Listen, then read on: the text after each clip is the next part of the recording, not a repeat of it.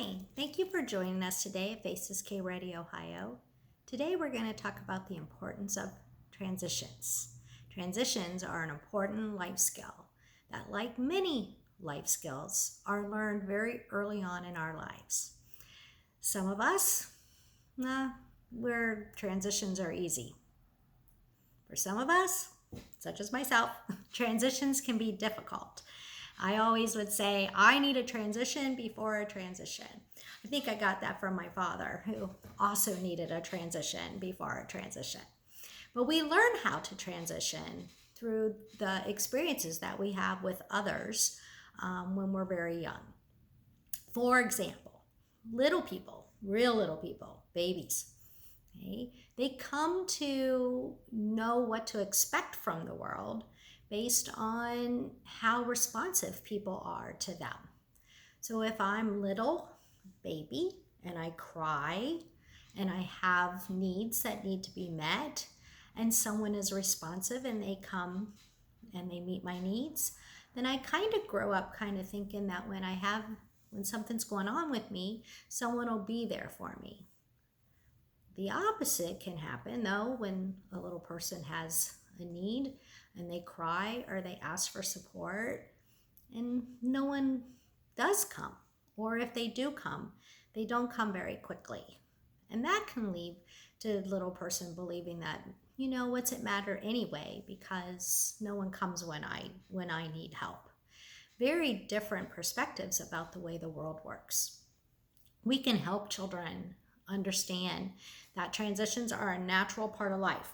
I mean, if you really think about it, our lives are bookended with transitions. Birth is a big transition, and death just as much. So it's all the different places and people that we interact with throughout our entire life that involves transitions. Transitions can be either planned or unplanned.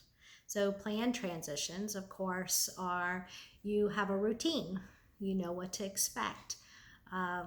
Routines, we've talked about the importance of routines in previous vignettes, but they're very, very important to understanding like what comes next. What can I expect to happen next? And that's not to say that, life is just, a very inflexible, that life is inflexible and very little opportunity for adaptation. That's quite the opposite. But the big parts of your day, the big parts of your life have a routine to them. And this is really important in helping young children know what comes next. If you are going to have a transition, if you're going to move, we're actually talking about this at this time of year because a lot of children who have been in an early childhood setting and are aging out are going to be going to a new school potentially. And that's a really big transition. And we're going to talk about that in next month on how to prepare your child for that. But just letting them know, start talking about it, that, there's going to be a change. If you're moving, if you're, there's a grandparent is coming to live with you, or you've been living with a grandparent or a friend and you're moving. Those are really big deals to children, and most times those are things that are planned and can be talked about. Then there's those things that aren't planned, and that's when it can get kind of tricky.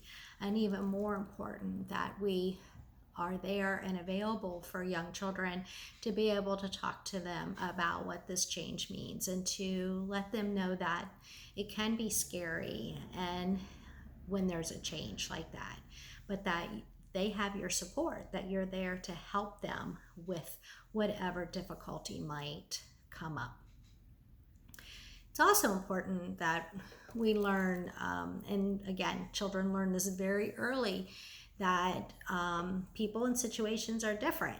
And so though the expectations that different people have different expectations, and different places have different expectations. What you can do, in an early childhood, we would often say, running feet are for outside. like on the playground. Not in the classroom. So children learn that, you know, there's one set of expectations in the classroom in a smaller defined space than there is when they are outside. They may learn that when they go to a particular person's house, that the expectations there are very different than what the expectations are at their own home. That's all related to transitions and learning, and children learning that there's different expectations for each of these different settings. And the same is true with people, right? We probably all have my grandmother, she used a lot of words with my brothers and I to get us to do what we were supposed to be doing instead of horsing and playing around. Whereas my dad could just have a look. He just had a look, and he didn't really say very much at all, but we knew that he kind of meant business with that. So again, transitions. Children are learning that, you know, what this person expects may be different than what that person expects, and that they have to adjust to those changes. I'll end this session with a quote that has stuck with me for a long time from Maya Angelou. And it says, you may not be able to control all the events that happen to you, but you can decide not to be reduced by them. Can't control everything that happens, but you can decide, you know, not to be reduced by them or what you do with them.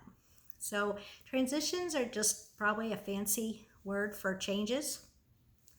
And life is full, right? Life is a series of changes, a series of transitions. And learning how to manage and navigate them when we're young really serves us well throughout the course of our life. So again, thank you for connecting with us at Faces K Radio Ohio, and we'll talk to you next time.